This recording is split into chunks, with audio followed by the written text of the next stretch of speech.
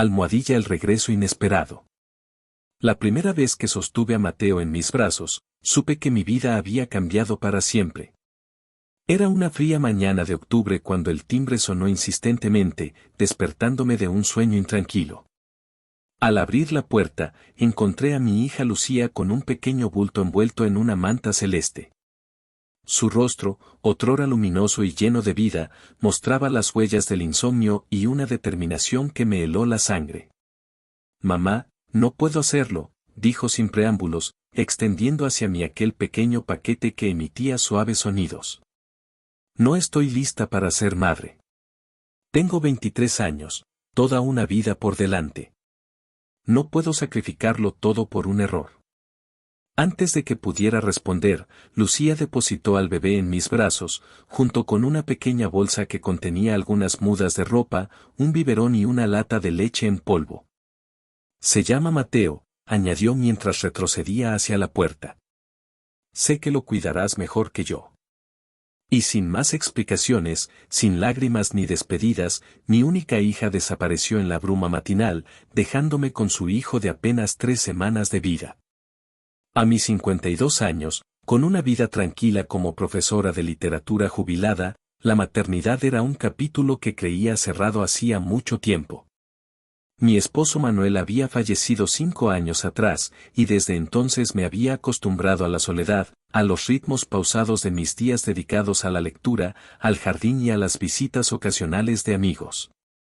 Nada me había preparado para volver a cambiar pañales, para las noches en vela, para reorganizar mi casa y mi existencia en torno a un ser tan pequeño y tan necesitado. Y sin embargo, mientras observaba el rostro dormido de Mateo, con sus diminutas pestañas y sus puños cerrados como capullos, sentí que un amor feroz y protector se apoderaba de mí. Este niño no tenía la culpa de las decisiones de su madre. Este niño me necesitaba.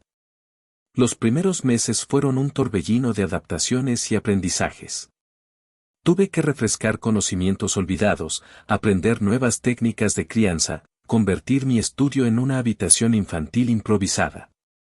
Las vecinas, sorprendidas pero solidarias, me ayudaron con consejos y préstamos de cunas y cochecitos que sus propios nietos ya no utilizaban. Contraté a una abogada para formalizar mi custodia temporal, que eventualmente se convertiría en permanente ante la ausencia prolongada de Lucía. Las únicas noticias que tuve de mi hija durante ese primer año fueron postales esporádicas desde diferentes ciudades, Barcelona, Berlín, Bangkok.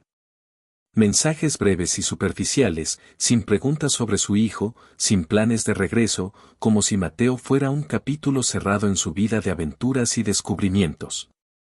A medida que Mateo crecía, también lo hacía mi amor por él. Sus primeros pasos, sus primeras palabras, sus risas cristalinas que llenaban de vida mi casa antes silenciosa, todo se convirtió en motivo de celebración y asombro.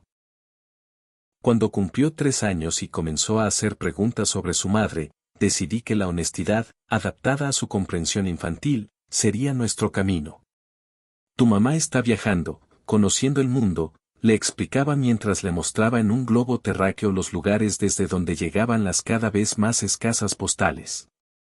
«Algún día, cuando esté lista, volverá para conocerte». Mateo asentía con esa aceptación simple de los niños, sin el resentimiento o la sensación de abandono que temía pudiera desarrollar. Para él, yo era su mundo, su constante, su abuelita Carmen que lo arropaba cada noche con historias y canciones. Los años pasaron con la velocidad vertiginosa que solo los padres, o en mi caso, los abuelos convertidos en padres, pueden comprender. Mateo pasó de ser un niño curioso que coleccionaba insectos y construía fortalezas con cojines, a un adolescente apasionado por la música y la astronomía. Su parecido con Lucía se acentuaba con cada año, los mismos ojos color miel, la misma sonrisa que iluminaba toda su cara, el mismo talento natural para el dibujo. A veces, mirándolo concentrado en sus tareas escolares o tocando la guitarra que le regalé en su 15º cumpleaños, sentía una punzada de dolor por Lucía, por todo lo que se estaba perdiendo, por los momentos irrecuperables que ninguna postal o llamada telefónica ocasional podría jamás compensar. Porque Lucía nunca desapareció completamente. A lo largo de los años mantuvo un contacto mínimo pero constante, llamadas en cumpleaños y Navidad, postales que se volvieron correos electrónicos, incluso algún regalo enviado desde rincones remotos del planeta. Cuando Mateo cumplió 10 años, me envió una carta más extensa de lo habitual, preguntando por primera vez detalles sobre su hijo, sus gustos, sus habilidades, sus sueños. Respondí con un correo detallado y fotografías recientes, esperando que quizás esto despertara en ella el deseo de conocer personalmente al maravilloso niño que estaba criando. Su respuesta fue un simple gracias y otra larga temporada de silencio. Para cuando Mateo entró en la universidad, con una beca completa para estudiar astrofísica, Lucía se había convertido en una figura casi mítica en nuestras vidas. Sabíamos que trabajaba como fotógrafa para revistas de viajes, que había recorrido más de 60 países, que nunca se había casado ni tenido más hijos. Mateo había desarrollado hacia ella una curiosidad distante, sin rencor pero también sin expectativas. Debe ser una persona interesante, comentaba a veces cuando veíamos sus fotografías publicadas en National Geographic o cuando recibíamos alguna de sus esporádicas comunicaciones. Pero tú eres mi verdadera madre, abuela. Tú eres quien ha estado siempre. Esas palabras me llenaban de un orgullo agridulce. Porque a pesar de todo el amor que nos unía, a pesar de la vida plena y feliz que habíamos construido juntos, siempre existía esa sombra, esa ausencia que ningún esfuerzo mío podía completamente llenar. En las noches, cuando la casa quedaba en silencio, a veces me preguntaba qué habría sido de nuestras vidas si Lucía hubiera tomado decisiones diferentes.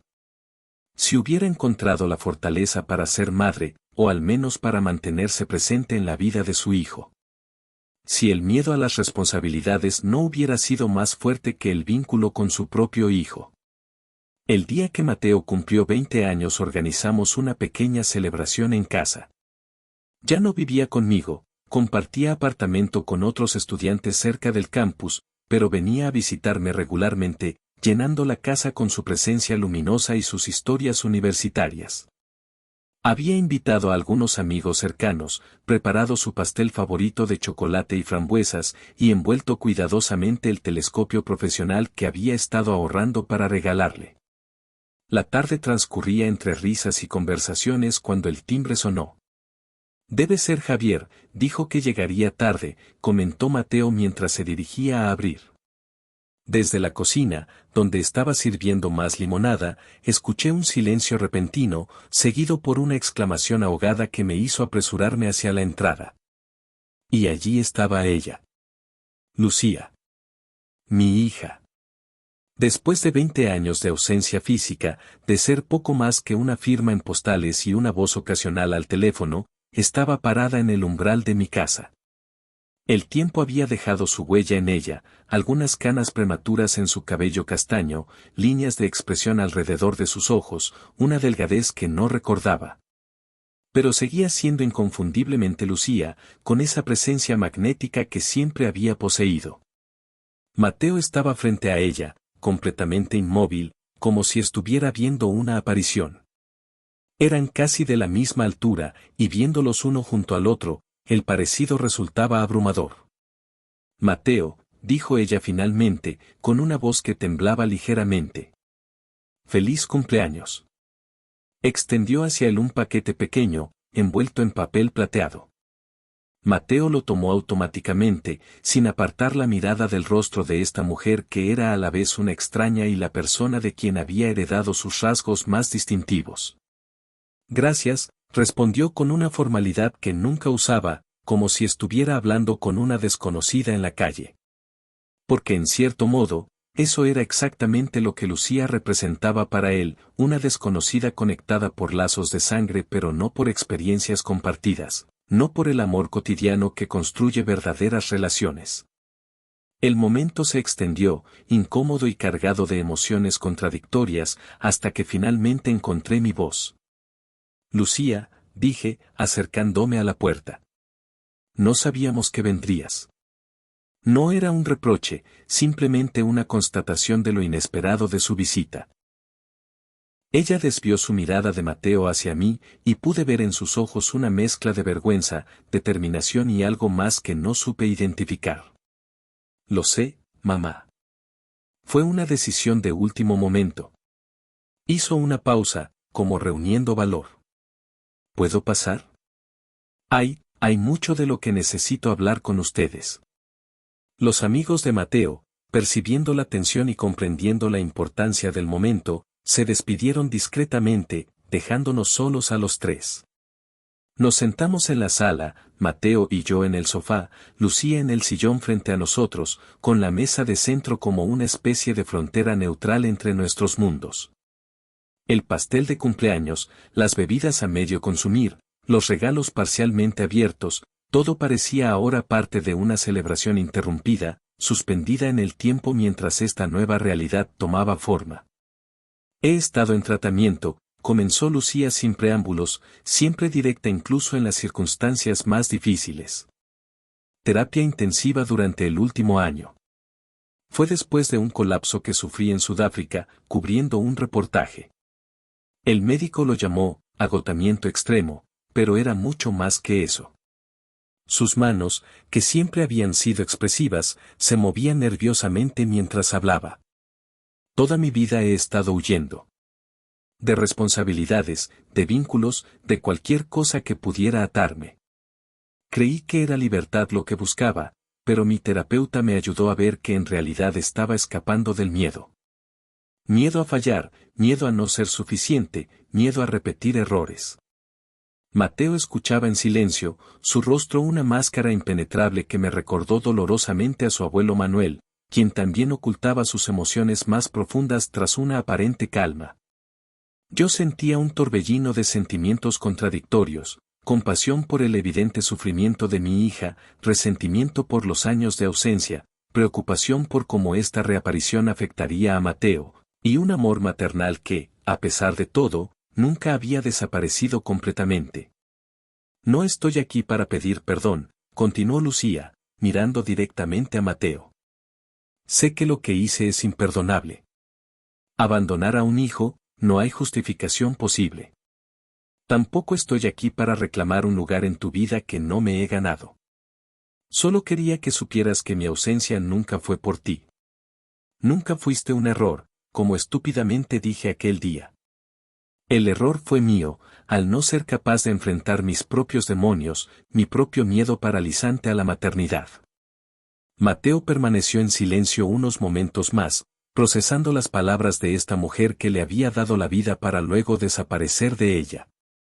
Cuando finalmente habló, su voz era tranquila pero firme. Durante años imaginé este momento, dijo. Fantaseaba con todas las cosas que te diría si alguna vez aparecías. A veces eran palabras de rabia, otras veces preguntas interminables, y en ocasiones, simplemente te abrazaba y todo quedaba perdonado, como en las películas.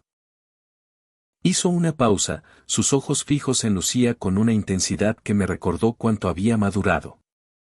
Pero ahora que estás aquí, descubro que no siento nada de eso.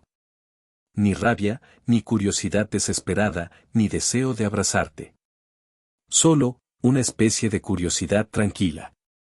Como cuando conoces a alguien nuevo y te preguntas qué historia tendrá. Las palabras de Mateo, tan honestas y directas, parecieron impactar a Lucía más que cualquier reproche. Vi cómo sus ojos se llenaban de lágrimas que luchaba por contener, cómo asentía lentamente, aceptando la realidad de lo que sus decisiones habían creado, no un hijo resentido, sino un joven adulto para quien ella era esencialmente una extraña. Lo entiendo, respondió finalmente. Y lo respeto. No esperaba menos. Respiró profundamente antes de continuar. He alquilado un apartamento en la ciudad. Estaré aquí al menos 6 meses, trabajando en un libro sobre mis viajes. Si en algún momento quisieras conocerme, saber más sobre mí o simplemente tomar un café, me encantaría. Pero será completamente bajo tus términos, a tu ritmo. La conversación continuó durante algunas horas más, moviéndose gradualmente hacia terrenos menos emocionales. Lucía contó algunas anécdotas de sus viajes, Mateo habló brevemente sobre sus estudios, yo preparé café y serví el pastel de cumpleaños que había quedado olvidado. Era una interacción extraña, a medio camino entre la formalidad de desconocidos y la intimidad inevitable de quienes comparten sangre y historia, por fragmentada que ésta sea. Cuando Lucía finalmente se despidió, prometiendo llamar en unos días, Mateo y yo nos quedamos solos en la sala, rodeados por los restos de una celebración interrumpida y el peso de lo que acababa de ocurrir. ¿Estás bien?, pregunté, tomando su mano como hacía cuando era pequeño y necesitaba seguridad. Él asintió lentamente, con esa sonrisa ligeramente torcida que era tan suya. Estoy bien, abuela. De verdad. Apretó mi mano con afecto. Sabes, durante años pensé que si alguna vez la veía, sentiría que algo que falta.